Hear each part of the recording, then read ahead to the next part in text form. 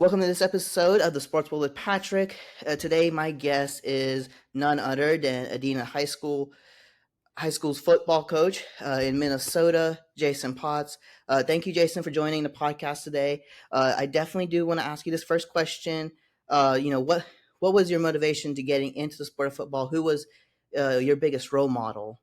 Um, and then, what made you want to go ahead and coach football? Yeah, thanks for having me. What got me into football is I was playing. I played since fourth grade. I think my brother got me into football. As I grew up, I just had some amazing coaches. I have a long list of them, but one that stands out the most is probably Darren Lampker. He was my coach in high school, and he was a huge mentor to me, and I really fall on him a lot. I call him frequently. He calls me. Just a huge mentor and in school and life and football. And so that's kind of what made me pursue being a coach is I wanted to give the same experience to players today that I got. And I had another great coach in college. I had Drew Prevett and Frank Hagee, and I just had a lot of good role models. And so I thought, hey, I really loved my experience. Let's try to give back to the kids of today and give them a great experience as well. Definitely seems like you do have a lot of good role models here. So I know um, time as time goes on, as when you were playing high school, and then when you were playing also, or when you were also playing in college, all your coaches had different philosophies because you played. Were you a running back, correct, or was it Yeah, a playing back. Yep. running back? So what coaching philosophies do you have today, and how do you implement that on players, both on and off the field? Compared to the coaching philosophies you grew up with when you were playing? Yeah, that's a great question. I think you experience a lot of different coaching styles. You have the hard nosed coach who's going to hold you accountable to every single thing, and he's always about details and touch the line and show up on time and do all of those things. You have more of a player's coach, which is more relationship built, and they're more interested in your life outside of football and how they can support you, and they're talking about your goals and things that are happening to you. There's the X's and O's nerds that are just so dialed in on the plays and the concepts and executing that. And so at a young age, I knew I wanted to be a coach, and I kind of acted as a sponge. I tried to take in everything that I could and pay particular close attention to my coaches as far as like what did they say, how did they prepare, how did they dress, how did they carry themselves.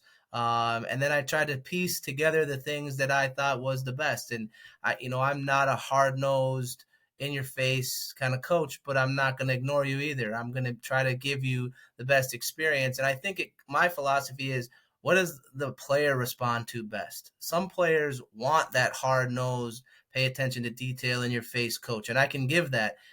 Some players are really standoffish to that. That's not really a good strategy for them, and they don't like to be pushed in that way. So I like to get to know the players, find out what works best for them, and then try to give them the experience that they want. And as the head coach, I'm interacting with all position groups. So that's a lot of different players. And if I was, a style that a player really doesn't get along with, then I think that's a problem. And so I try to, get to know my players and offer them, a coaching style that fits with however I can get the most out of them. If being a hard nosed coach actually inspire someone to try less or not engage as much, then I got to find a way to engage them as much as possible and get the most out of this experience together. And I'll do my best to do that. And obviously, all these different coaching philosophies. You were just talking about, how different players respond to different coaches in different ways. And I know in high school, when I was in high school, we always had our freshman, JV, and varsity teams. So every year you're going to have new kids on the roster. So how do you sort of build the team chemistry for those, and how do you sort of have with coaching philosophies? How do you have to approach it with the situation of, I might have some freshmen on the varsity team that, they stepped up during the summer when we were training, and they were top of the line. I want him on the varsity team, not necessarily on the freshman team. But how do you sort of mix that together and make sure the team chemistry stays really well? Yeah, I think you have to understand the player's maturity level, and that might mean emotionally and physically. So, moving up a young player, they have to be able to physically handle it. You don't want someone paired up against someone that's going to be just a complete mismatch. You're risking injury. So, you want to make sure that they're mature enough to handle that. And then emotionally, as you get older, as the teams climb up more towards the varsity level, it's more intense. The emotions are a little bit higher. The games are a little bit bigger, and there's a little bit more meaning. And you're going to get your name in the paper if you do well, and it's going to be in the paper if you don't do well. So you got to be able to handle those emotions. And so I think when you move younger players up, you got to keep a little extra eye on them, making sure that they're able to withstand the emotional aspect and the physical aspect as well. And, that takes a team of your coaches. You have to have a position coach that's engaged in that process and doing a lot of teaching. I think coaches are teachers, and we have to teach the plays, the X's and O's, but how to carry themselves, how to prepare, how to get enough sleep, how to get enough nutrition, how to ask questions, how to advocate for yourself, how to communicate with teammates. And so for us to bring it all together, we start with our youth programs. We have winter camps all winter long in our community, and then we have summer camps. And we don't just do the skills. We have several conversations about overcoming adversity and resiliency, and what does it look like to be a good teammate. And we start prepping them, and each year it gets more advanced as we grow. And so the goal is by the time they're in ninth or 10th grade, they've got a really good handle on what we're preaching at the varsity level, and so it's not brand new for them, and we can just keep things rolling. We really break it up and chunk it by age, starting down in 6th grade. I meet with a lot of youth players, and we have those camps, and those are great opportunities for players to really get a taste of what it takes to be successful as they climb the ladder closer and closer to the varsity level. And so hopefully when you bring a young player up, they've demonstrated that they can handle it physically and emotionally, and they've learned that through the off-season training that we provide. And then just kind of going through the process with them, always giving them feedback, being an encourager, finding ways to motivate and engage them, and then give them opportunities for them to lead or to interact with their teammates. We do a lot of team building exercises where they get to chat and they get to learn about each other. And I call it my guys. I don't want our players walking by each other in the hallway and just saying hi. I want it to be, that's my guy, that's my teammate. It should be a high five and a bro hug. And so we create those moments where that they can interact inside and outside of football. So it's a long answer, but it's a complicated one. Yeah.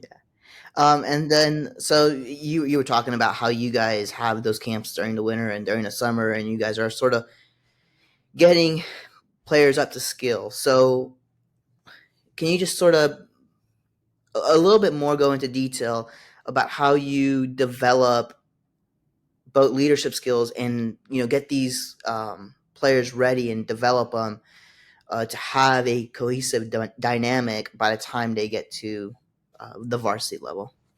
Yeah, so we have a lot of conversations about what things sound like and what things look like. So when we talk about leadership, we talk about not only leading by example, and we point those out. This would be a chat after one of the camps or before practice, where you have the whole team of a younger level there, and you're explaining, hey, I really liked when I saw a great effort, and I noticed that no one was being an encourager during that great effort, that great practice we had. What I want to see is you guys encouraging each other and having enthusiasm, more enthusiastic verbal. I'm looking for more verbal leadership and explaining that to them, and then holding them accountable to that, so that when we make a great play in those camps, we can kind of take a pause and say, hey, here's a moment where we're talking about being an encourager and celebrating maybe verbally, or a chest bump or a high five, and so that we can create an environment that releases adrenaline and that can be very intense practice.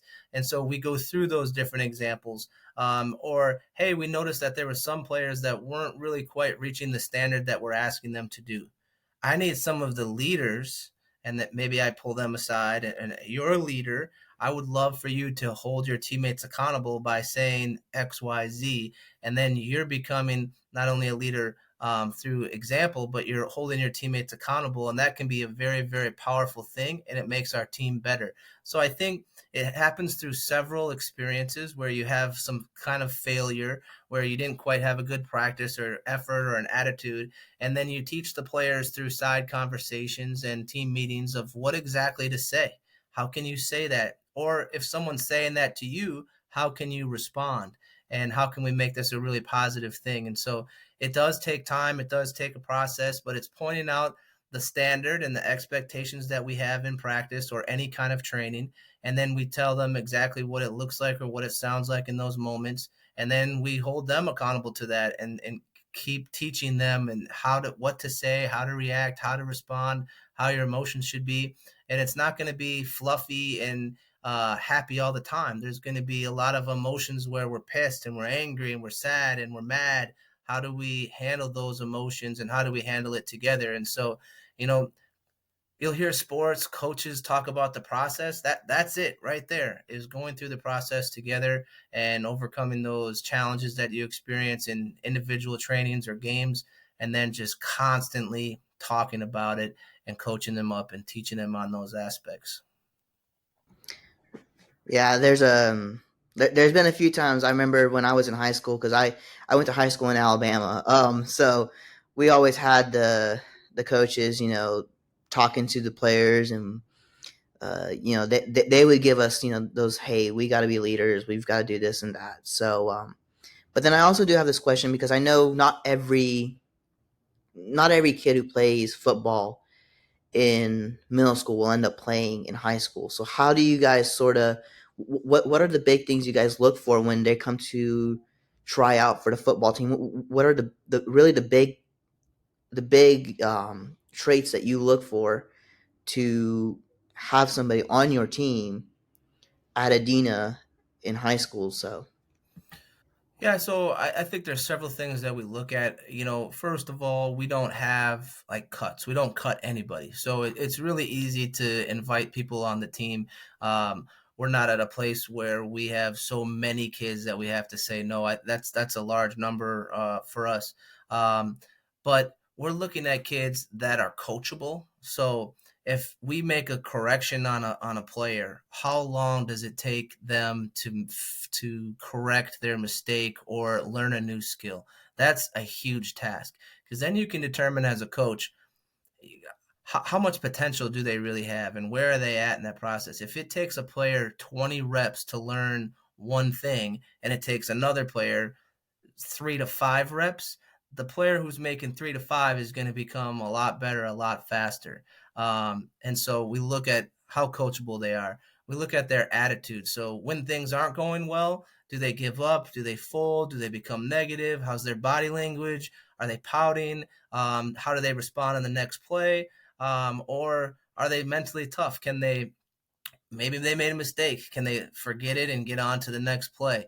So being coachable, having resiliency, and then obviously the physical characteristics are really important as well. You're looking at height, weight, speed, strength, how well they can block, how well they can catch or run or tackle. You're looking at all of those things. I think you combine all of those together, and I think of some of the best players that we've had in the past couple of years do all of those qualities. They're extremely coachable, and that allows us to have a more advanced game plan and move at a faster pace.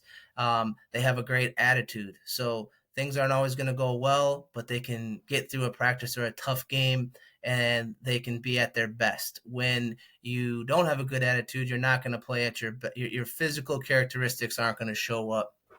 And then, the easy part is the height, the weight, the speed, the strength. Those things stand out first, right away. And so if you package all of those things together, those are the things that I think our best players have demonstrated in the last couple of years. Those are the things that I'm looking for. And they don't just show up. They get developed over time. And that's why you'll see me integrate myself and my staff with sixth grade, seventh grade, eighth grade. I want to get to know these kids. I want to know what they need to work on and start working on it now, so that by the time they're in 10th grade, it's go time. they've been around us. They know what to do. It's time to do the work, and so that's what we're looking for. Yeah, it's I'll definitely tell you. I was watching a few games this weekend, here and there, as I got a chance. I was running. I went to St. Louis this weekend, unfortunately, or not unfortunately, but I went to St. Louis for a business trip earlier, this weekend. So didn't get to watch much of it, but got to see sort of the social media reaction to all of what was going on in football. Now, your guys' season's over at this point, correct? Yep. So what are the biggest challenges your team faced this last season, and how did they really overcome it? Yeah, that's a great question. I think one of the biggest challenges that we faced was we were right away ranked number one in the state of Minnesota at the 6A level. We had a lot of media attention. We had a lot of great players getting a lot of attention with recruiting. And I think what that did is it raised the expectations for every game, every practice, every rep. And I think that our kids started to chase perfection. And when they didn't get perfection, it was kind of a letdown. And so there was a lot of attention early on. A lot of people were talking about us. We ended up losing a game early in the season, and that started to fizzle away, which actually was a good thing for us. But I think one of the challenges that we had to do, and as the head coach, is I had to really talk a lot about excluding outside influences. It doesn't matter what anyone else thinks about our team. It doesn't matter if we're expected to win the game or lose the game or be successful versus unsuccessful, and really just put the focus back on ourselves and our core values of having the great attitude, great effort, and then the resiliency skills, and just that being the only focus. And don't worry about social media and what article came out or what was on the news or who tweeted or Instagram this. And we just tried to eliminate those conversations, eliminate that noise. We felt like that really distracted our focus, and it's just out of our control. And so a strategy that my staff and I really tried to implement, and I think we were successful at for the most part. There were times that I felt like it became a distraction, but you just really putting the focus on ourselves and our practices every day, and then performing in the games was something that was important to us. And then I know as a high schooler, it's really rough. Definitely when you're getting down to that senior year, and you were sort of talking about how you can't let outside noise get into the room because that will impact your way of playing. So, particularly in high school football, how do you prepare your team for the physical and mental demands of the game, and how to sort of shut the noise out that oh well, they were number one ranked in preseason, they lost this game, but they still kept continuing, and they didn't let the outside noise get to them. Yeah, so I think one of the most powerful learning tools out there is when you're not successful or when you fail. And when we had our game early on in the year, it was week 3 where we lost. That was such a powerful learning tool. It was a conversation where you could say, hey, when we let outside influences start impacting our performance, this is what's going to happen. And we can't control those outside influences. So let's just block them out completely. We obviously want to win every single game that we play or is on our schedule, and we can learn from our mistake where we may have let some outside influences affect our performance. If we continue to do that, we're going to have an even bigger challenge than we already have. And so I think anytime you're prepping your team or you're trying to teach them a skill of whether how to handle it emotionally or physically, it's about when you experience those failures, whether it's losing a game or maybe there's a story in the news that you didn't like or on a social media, is just how do you respond to those? And if the answer is you didn't respond well, then you have to learn how to handle that and fix that and be able to block that stuff out so that you can perform at your optimal level on the field. And so through failures, through conversations, through reflecting, through guidance, through just building really strong relationships with your players so that they trust you enough so that when you are saying these things, they're believing in the message and then they're following through on it as well. And coaches are guilty of following the noise too and letting outside influences affect them as well. And so myself and our staff, we have a lot of conversations about it. Something might come up in the coach's room and it's like, hey, that's not about what we're trying to accomplish. Let's not waste our time and energy thinking about it. So I think optimizing your time, what you're thinking about, eliminating that, and just really being laser focused on our team goals or our position goals or individual goals is how you accomplish that.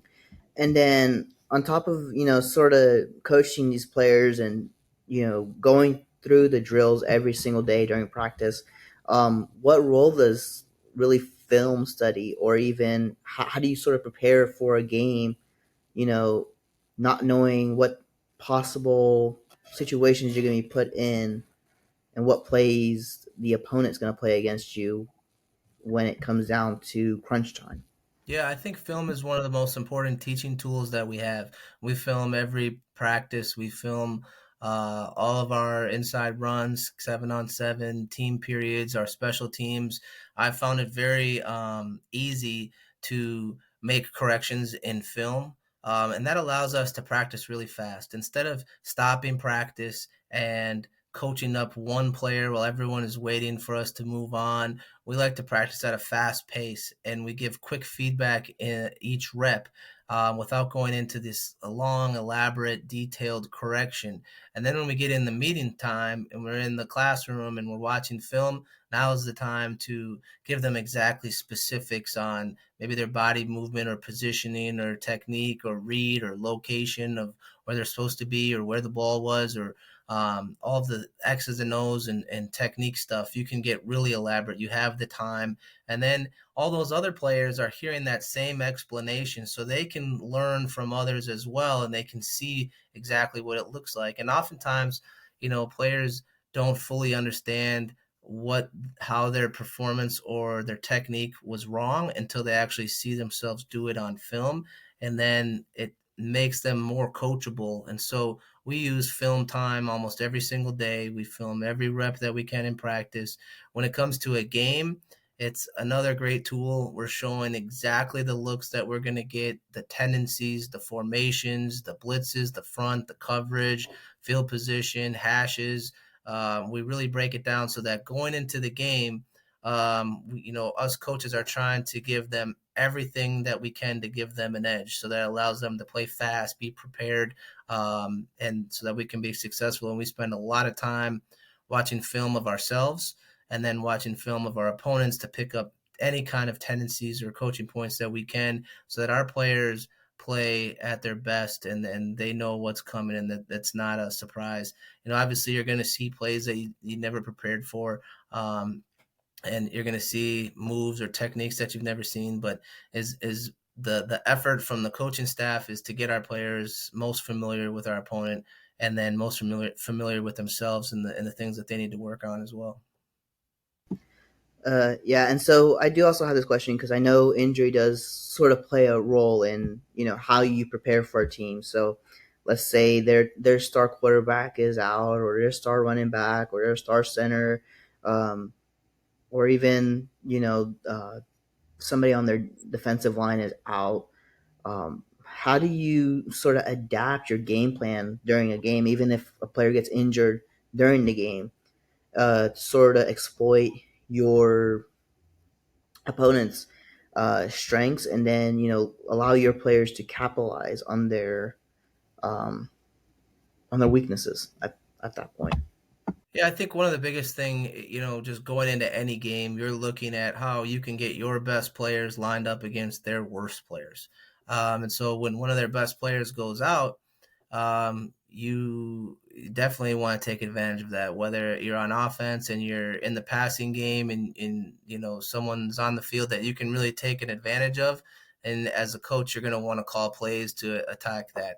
Or you see an opponent and you're on defense and their star running back goes on, well, you just have to be mindful of maybe they might start throwing the ball more, and so you're constantly coaching on the fly during the game based off of the things that are happening. You're trying to position your players to put them in the best positions to be successful, and injuries can change a lot of different things.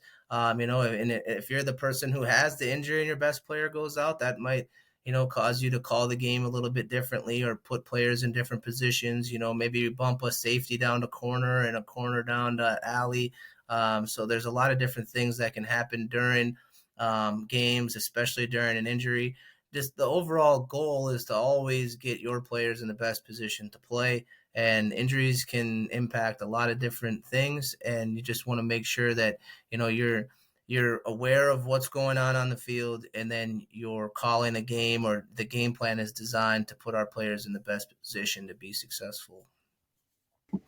And then I do know, so I did see you joined Edina in 2020, correct, as their Yep. head coach. Yep. So over the course of your coaching career, what are some of the most important lessons that you've learned that have shaped your coaching approach to the game? Yeah, I think the first thing that I learned when I became the head coach, that was my first year as a head coach as well. I think I learned a lot, but a few of them is that you have to be able to take care of yourself. It can be very stressful. There's a lot of influences coming down on you, and you have to be able to handle them. Whether it's winning or losing a game, whether it's people complaining about things, whether it's poor performance, it takes a lot of time. You have to be able to organize your time effectively. If you're not contributing to a meeting or it's not doing anything for you, you have to be able to organize your time so that you can get everything done. It is very challenging in that sense. I think the more that you can create a staff around you that you trust and that you can delegate things to is really, really important. And so I think also just being true to yourself. Don't try to be somebody you're not. I remember early on, we weren't winning many games, and I thought that I was the problem and that I was being too nice, and I wanted to shift my attitude to be more like that hard nose, get after you in your face kind of coach.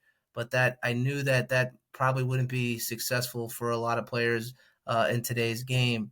And so I just kind of did some self reflection and figured, what do the players really need from their head coach? And so kind of discovering about what coaching styles you can bring, what do you want to be? If someone was to talk about you, one of your players, if they were going to talk about you, what would you want them to say? So again, being true to yourself and who you want to be, and that's creating some core values, and then delegating and organizing your time. I would say those three things I learned very big lessons, and that took me, probably several years to figure out is those things, and it takes a lot of failure, a lot of lost games, but once you do figure it out, it feels very rewarding, and things start coming your way, and realizing that you're putting it together. It's a very rewarding experience. And then, so I do also have this question, sort of, because I know in Adina, the really in the state of Minnesota, hockey's a really popular sport there. So how does with football? Because I know football is mainly the more popular sport in the United States. So how does the Adina community support the football team, and how does that influence the team's morale? Yeah, I think Minnesota, especially at Edina, I would say it's the capital of hockey. It's a very strong interest in hockey. It can be a challenge when players start specializing in one sport and they could be dominant at both. And so when I first started, I started recruiting any athlete that I could in Edina, whether they played hockey or not. And several of them were hockey players, and we started to have some success and show players that hey, we could be really good at both sports, and you can have a great experience in both, and you can build a lot more friendships and relationships and memories if you're involved in more activities. I think the Edina football community, or just the community in general, has been very, very supportive of Edina football, especially these last couple of years. Their interest level has been booming, especially the last 3 years. The support has been fantastic. The excitement, the enthusiasm, anywhere from coming out to the games to supporting our players, to interacting with us, it has been phenomenal. And then beyond just how well you can coach a team, correct? Um, what do you think are the most important life skills that a coach can teach, or even the sport of football itself, young athletes? Yeah, and that's why I love football. It's really a tool to teach life skills. And I talked about core values, and one of the things that I love to teach is resiliency. There's a play that happens for on the average of about 6 seconds, and then there's a big pause, and then there's another play for 6 seconds. And so, teaching players to be at their very, very best every play is something that I think is very valuable, because as they grow up and graduate and go on to being a husband, a father, or whatever career choice that they pick, things aren't going to be easy. They're going to be tough. And so, how can you be at your best if things didn't go well for you right away? I think that's an amazing tool to teach young sports athletes is overcoming adversity, being mentally tough, having resiliency skills. And I mean, I could talk about many, many skills. I could go on forever, but I'm going to identify mental toughness. I think another one is how to be a leader, and how to verbally be a leader, how to be an encourager, a motivator, and how to lead by example. I think people get confused a lot about what a really good leader does. I think sometimes leaders like to be negative and like to bring shame and guilt and blame into the picture, when that's the opposite of what a leader is. A leader is someone who verbally encourages and gets the other person to be at a higher level. And so when you can teach someone that, whatever trade they go into or career path or relationships that they do, if they can learn those skills, I think they're going to be more successful as well. And then I would focus on the last thing is being a teammate. And a teammate can be hard. And so, how can you interact with others? How can you have the courage to build a relationship with another person, especially teenagers are oftentimes shy or worried about what other people think about them, and they're fearful of being vulnerable. And so, putting yourself out there in a position to interact with others and to create a really close group of people that you can experience life with, I think that goes beyond football as well. And so, if you take those three things, I think they're very important, valuable tools that can help young people be successful after high school. And I feel like we've done a lot of work in that here at Edina, and really proud of the work that we've put in. And we've had a lot of players graduate and go off and play college football. We've had several players graduate and not play football, and I feel confident that they've had some good experiences that they can use and learn from, and achieve their goals. Yeah, it's interesting to sort of see the route that some people take beyond high school. Um, and I also do have this question, sort of, a football coach can teach, and the sport of football can really teach only so much, correct? Because there's only 4 years of high school, and you sort of have to work around, their schedule because of the academics and all the uh, the extra stuff that they do on all the extra activities outside of football that they do, whatever they're in the student government agency. But I do have this one very important question, because I know every parent thinks, and some families think that their player is the next, Tom Brady, or the next, you know big superstar in the game of football, for the ones that keep going on. So how do you engage with the parents and the families of your players to ensure that that when they go home, they don't end up in a situation where, I remember the movie they filmed about, that one school in California that went undefeated for like 3 or 4 or 5 years. um, and you saw the side where the running back, his dad was so wanting him to break the record that his environment at home was not really, positive or even supportive of what he ended up doing at the very last game when he when they won the game, even though he didn't get that record. Yeah, that's a very interesting question. It happens frequently in all sports, and I think the message that I could give to people is to find out what your expectations are. Like I tell my players and coaches that there are no expectations. We don't know if we're going to win or lose the game. We don't know if you're going to rush for 1,000 yards or 500 yards or however many yards. And really, those are the outside influences that I'm talking about. I can't control your recruiting. You can't control your recruiting. You know, we're trying to win as a team and lose as a team.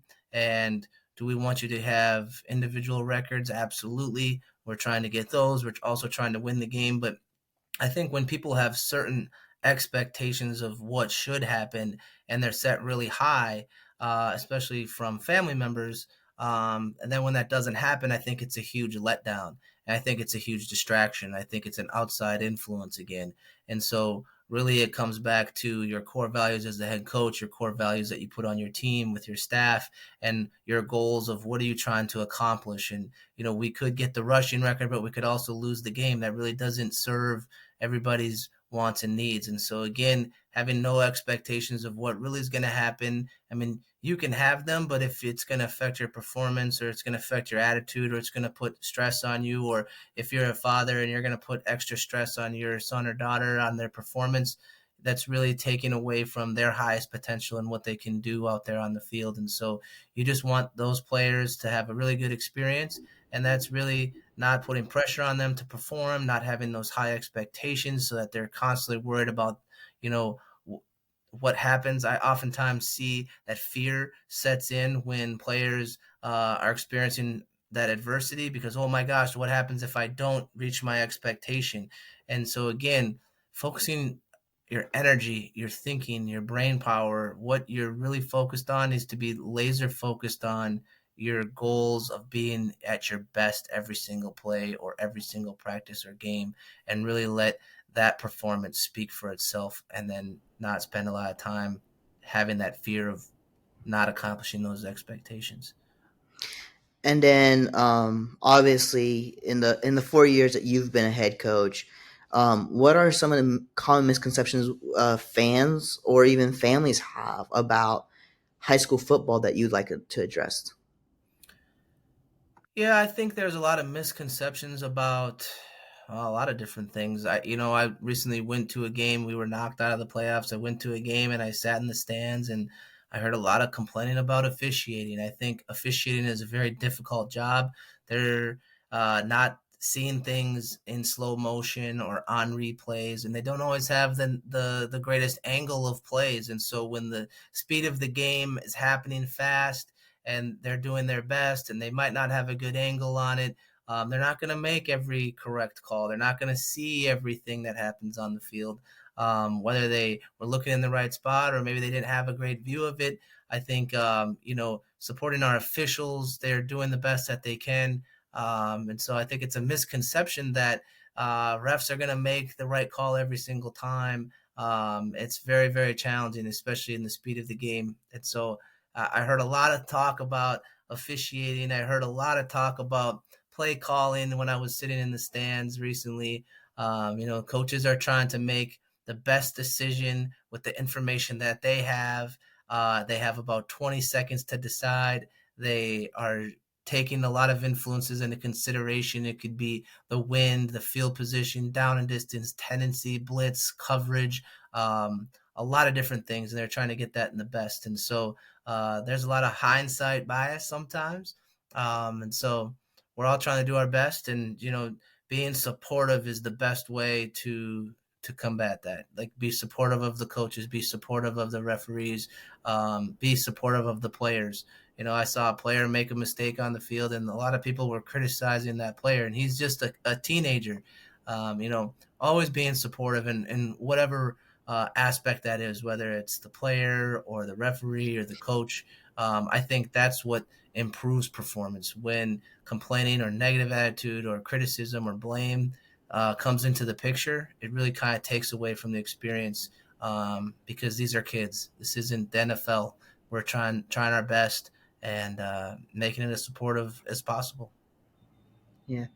And then, so your players obviously they have, I guess, a really big plate, really a full plate. So how do you sort of balance the demands that of high school football with the academics and the extracurricular activities for your players? Yeah, I think it's just sitting down with them and then, coming up with a plan of how they're going to manage their time.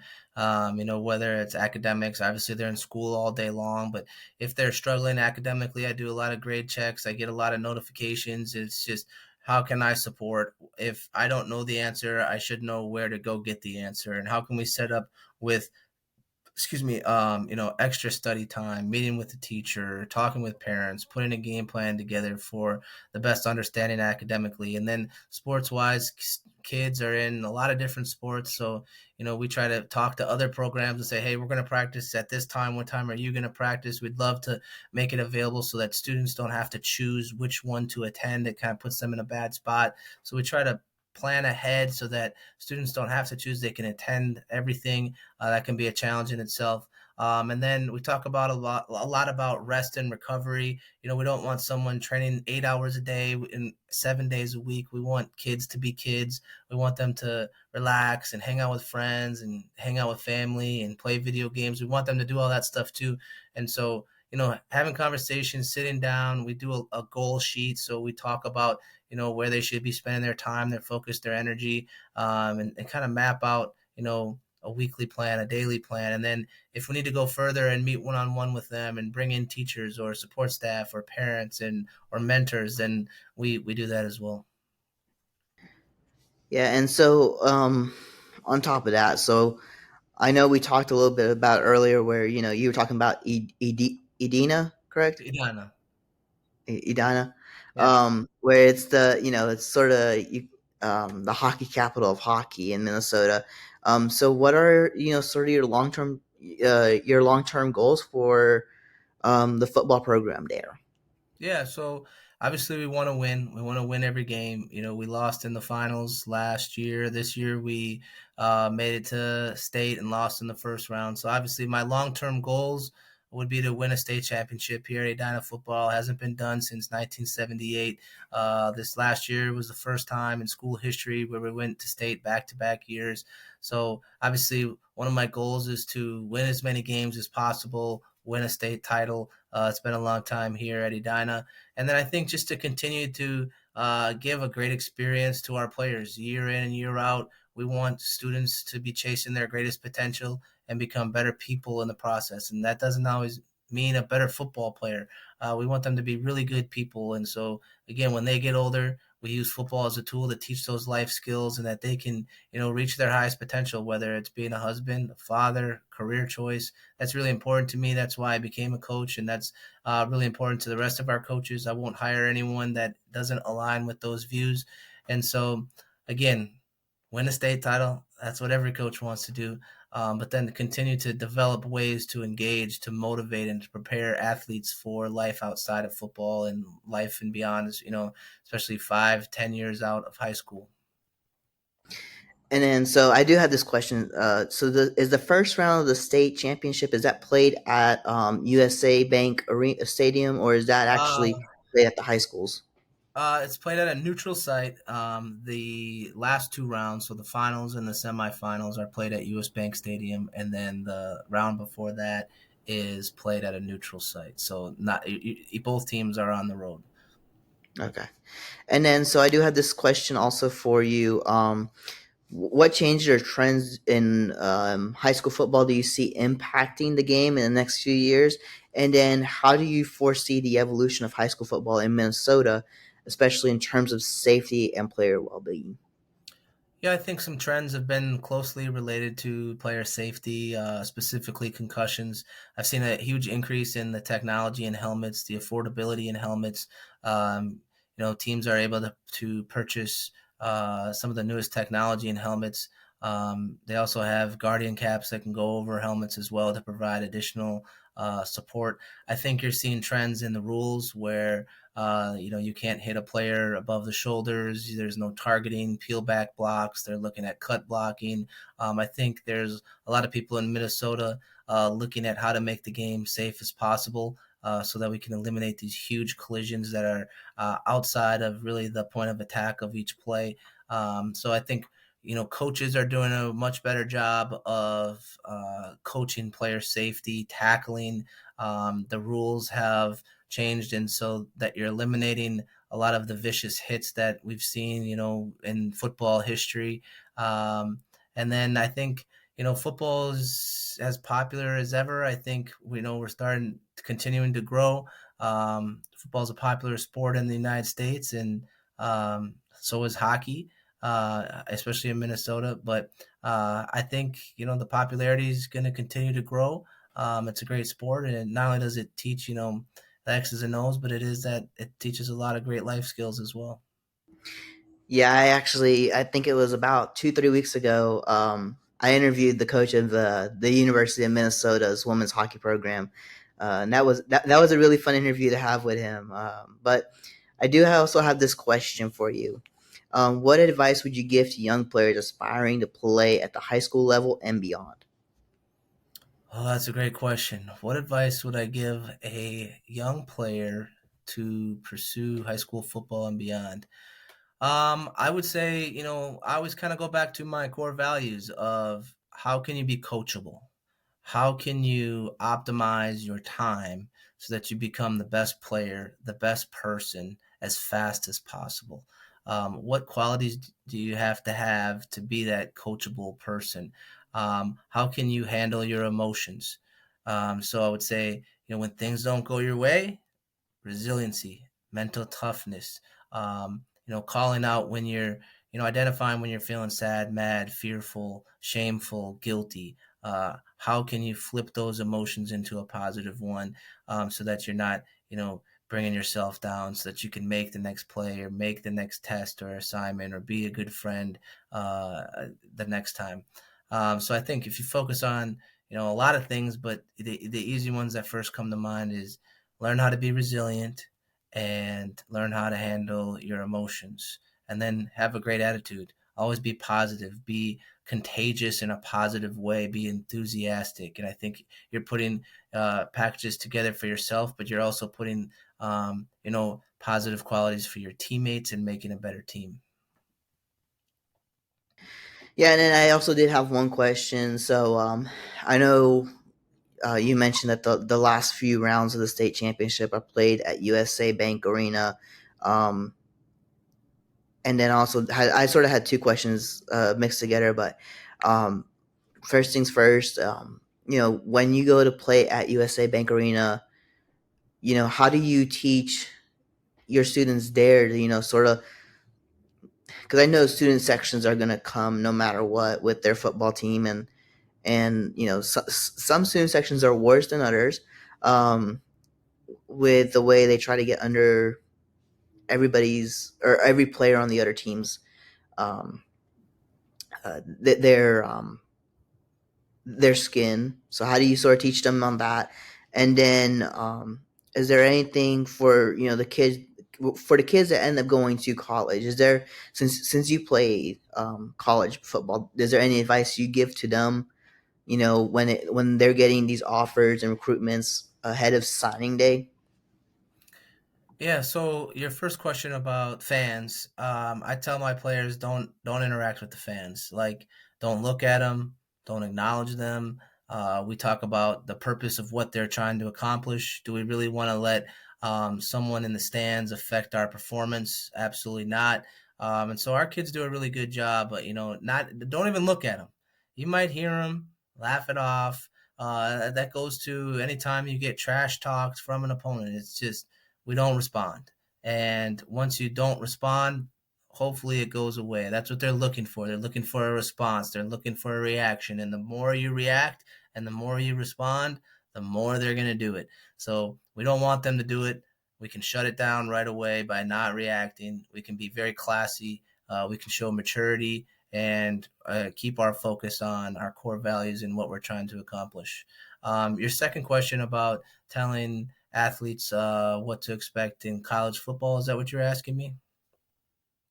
Yeah, sort of that, and then also like because I know, um, I'll how do you sort of when it comes to their recruitment, there's some kids that are like, well, I want to go to, let's say the University of Minnesota, and then some say, well, I want to go to Michigan, or I want to go to Ohio State, or I want to go to Alabama or Auburn. How do you sort of, you know, what are sort of the things you teach them to look for when they're in that recruitment process, in order to to ensure they're making the best decision for themselves and their future? Yeah.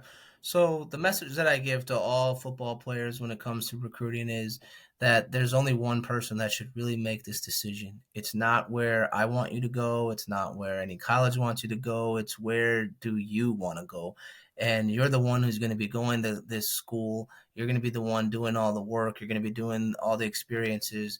And so that's the most important thing is encouraging kids to understand what is it that you're looking for in the school specifically, whether it's location, size, football, major, cost, scholarship. it Find out what's important to you and then what school fits your needs the most. And so my role that I have with them is just constantly reminding them of that.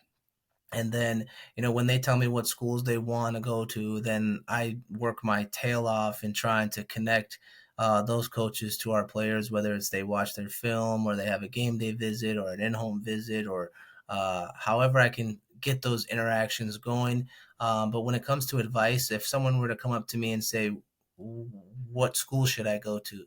I'm not going to have an answer for you. I'm going to have questions for you. Well, what school aligns with what you want the most, and a lot of young players don't have those ideas set yet. They don't know what's important. They kind of just want to go to the biggest coolest school that they think.